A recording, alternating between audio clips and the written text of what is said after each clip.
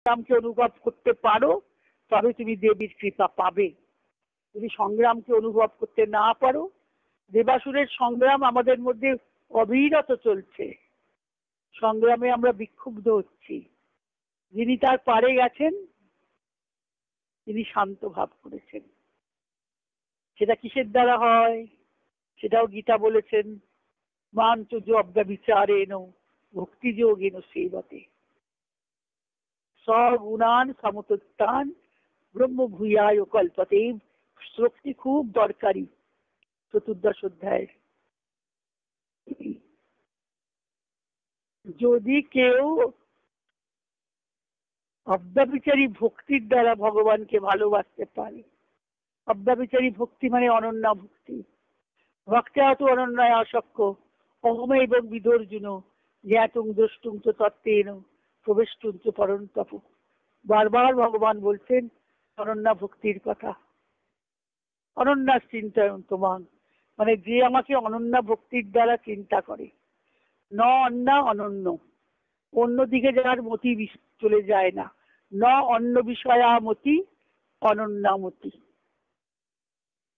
ন অন্য বিষয়ে ভক্তি অনন্যা ভক্তি।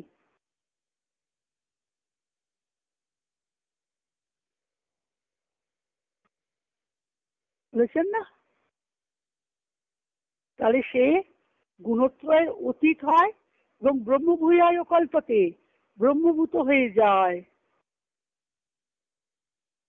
আবারও বলেছেন ষষ্ঠ অধ্যায়ে, সর্বভূতস্থমাত্মানং সর্বভূতানি চাত্মনি ঈশ্বরতে যোগযুক্তাত্মা সর্বত্র সমদর্শন।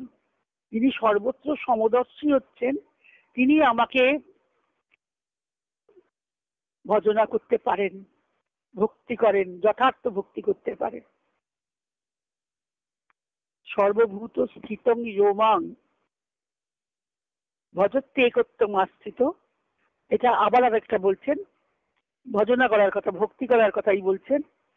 সর্বভূত স্থিত যোমাং ভজত্তে একত্বম আস্থিত। সর্বভূতের মধ্যে আমি আছি জেনেও এক রূপে আমি আছি, বহু রূপে নয়। এক আমি সকলের মধ্যে আছি জেনে আমাকে ভজন করেন।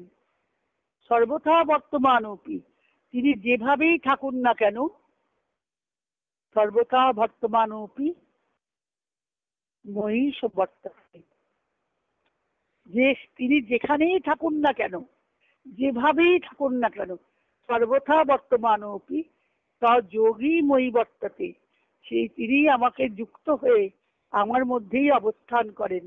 মই বর্ততে, তখন তিনি মায়ের মধ্যে থাকেন, দেবীর মধ্যে থাকেন, কারণ তিনি তখন দেবাসুরের সংগ্রামে জয়ী হয়েছেন।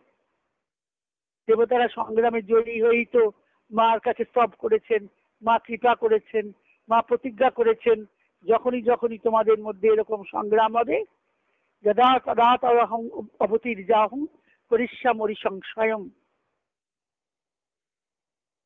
যখনই যখনই তোমাদের এই অসুরের উৎপাত হবে তখনই তখনই আমি অবতীর্য হয়ে, অবতরণ করে, অবতীর্ণ হয়ে তোমাদের আমি অসুরের ভাব থেকে রক্ষা করব।